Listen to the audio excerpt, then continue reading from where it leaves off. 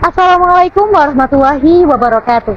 Halo teman-teman semua, halo juga calon konselor di seluruh Indonesia. Seperti yang kita ketahui, konseling merupakan layanan yang diberikan oleh konselor kepada konseli untuk membantu memecahkan masalah yang dialaminya. Konseling dilakukan atau diberikan oleh seorang konselor yang kompeten dalam penguasaan keterampilan konseling. 3 di antaranya yaitu yang pertama, keterampilan menyimpulkan, keterampilan konfrontasi, dan juga keterampilan interpretasi. Lalu apa sih yang dimaksud dengan menyimpulkan, konfrontasi, dan juga interpretasi? Nah, untuk lebih jelasnya, kami mahasiswa bimbingan dan konseling Universitas Ahmad Dahlan akan memberikan sedikit gambaran dan juga penjelasan mengenai 3 keterampilan tadi. Oleh karena itu, yuk simak videonya.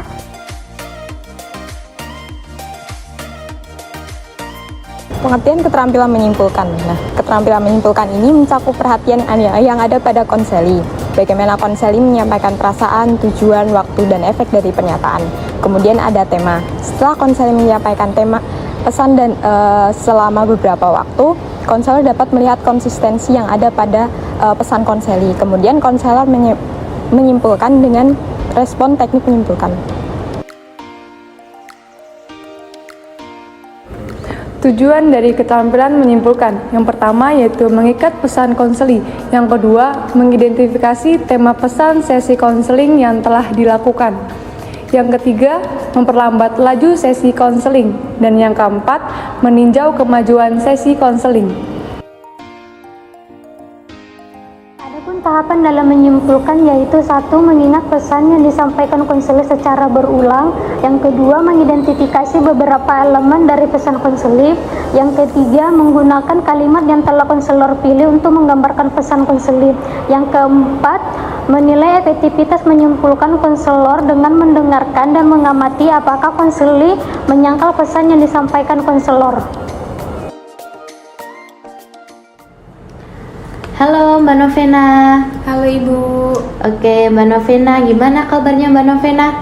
Alhamdulillah baik Ibu, insya Allah sehat. Oke, Alhamdulillah sehat ya. Iya Ibu. Mbak Novena dari mana tadi? Dari kampus Ibu. Oh dari kampus. Iya. Kampusnya? Dari UAD Ibu. Oh UAD. Semester berapa? Sekarang semester 4 Ibu. Oh semester 4. Ya.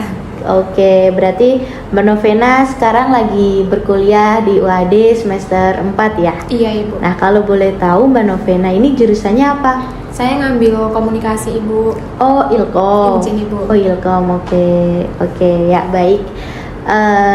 Kedatangan Mbak Novena ke sini ada perlu apa? Saya ingin bercerita Ibu, ada keganjalan yang bikin gak enak hati Ibu. Oh iya. Oke, baik Mbak Novena, bisa diceritakan apa yang menjadi keganjalan hatinya Mbak Novena? Jadi gini Bu, saya nih akhir-akhir ini sering merasakan kesepian gitu kalau di kosan, terus kalau sendiri gitu, terus juga sering kangen gitu sama orang tua di rumah. Kan kalau dulu kan kuliah masih online kan Bu, dan Iya. saya juga di rumah kan dari kecil pun sama orang tua terus. Kalau sekarang kan udah di sini, dari Jogja, kuliah offline, jarang ketemu sama bapak ibu. Terus di kosan juga temen-temen di kos kan nggak selalu di kosan terus. Nah setiap kali di kosan sendiri teman-teman pada keluar gitu kan ngerasa kesepian gitu, nggak ada temen, bingung mau ngapain. Terus jadi keinget orang tua, lama nggak ketemu orang tua, jarang pulang. Terus yang ngerasain kangen banget gitu sama orang tua yang biasanya capek ada orang tua, habis sekolah ada orang tua, mau ngapa-ngapain ada orang tua, dan sekarang cuman di kosan sendiri, jarang sama teman-teman juga, jadi yang rasa kesepian juga gitulah Bu. Oke. Baik, jadi Mbak Novena selama ini merasakan kesepian ya kalau di kos. Karena selama ini Mbak Novena semenjak kecil itu dekat dengan orang tua, Mbak Novena apa-apa sama orang tua. Tapi semenjak Mbak Novena ini di kos, Mbak Novena jadi kesepian gitu ya, nggak ada orang tua ya? Iya Ibu. Oke. Iya Bu, seperti itu. Oke, baik. Nah, kemudian hal apa yang Mbak Novena lakukan ketika Mbak Novena ini merasa kesepian gitu? Yang saya lakukan di kosan ya gimana ya Bu, cuman nanti berbanyak main HP.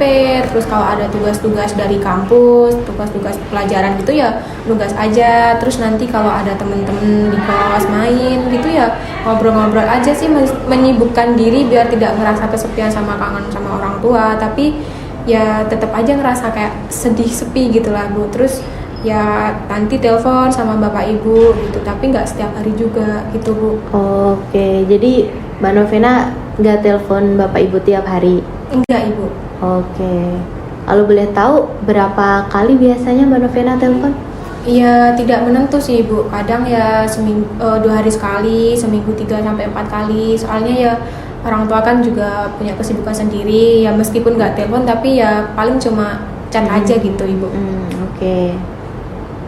Jadi Mbak Novena kalau misalnya merasa kesepian sama orang tua Mbak Novena ini menelpon orang tua Mbak Novena ya? Iya Ibu. Ya seminggu 3-4 kali gitu ya? Oke, jadi saya simpulkan ya Mbak Novena dari awal tadi, mungkin ini simpulan yang sementara.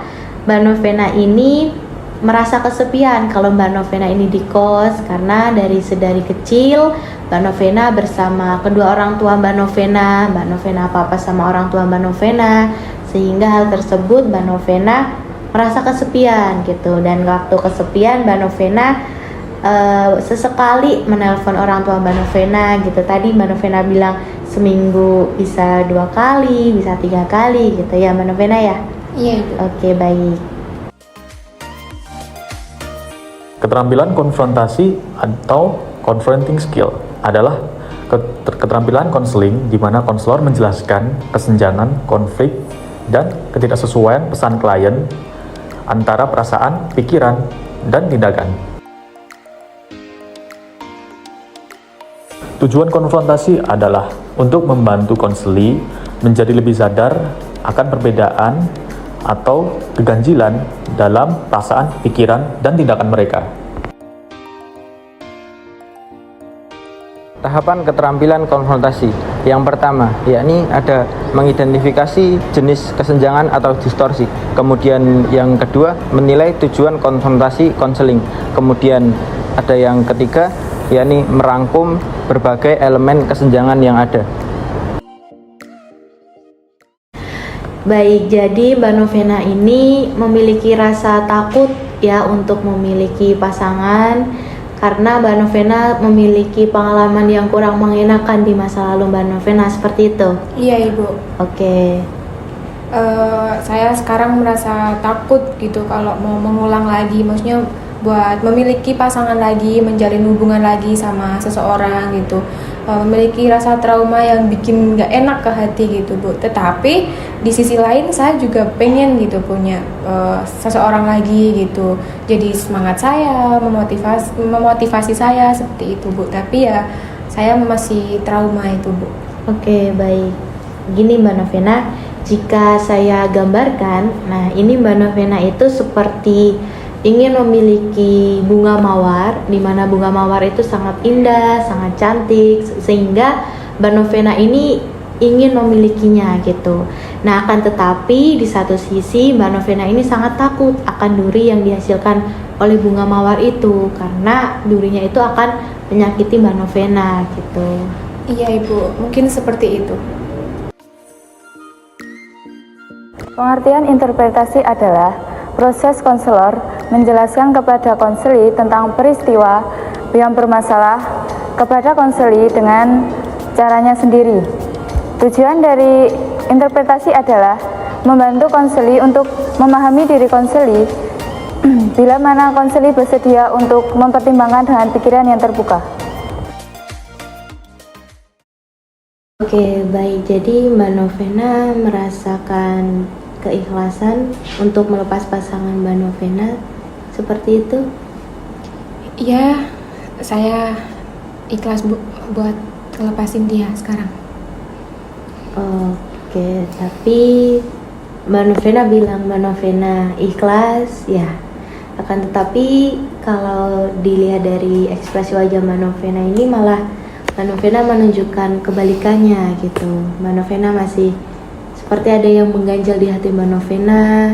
Mbak Novena menunjukkan ekspresi yang sedih Boleh tahu apa yang dirasakan Mbak Novena sebenarnya? Ya gimana ya Bu, saya ikhlas, tapi ya masih berat buat saya.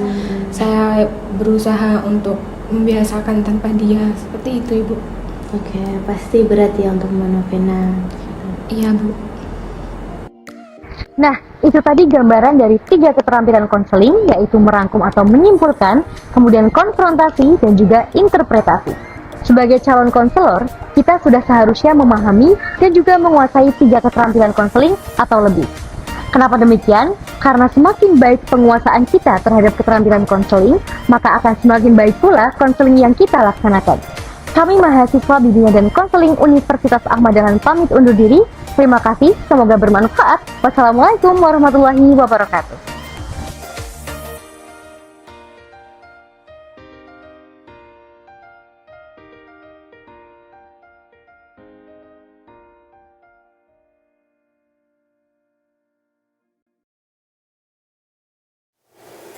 Baik.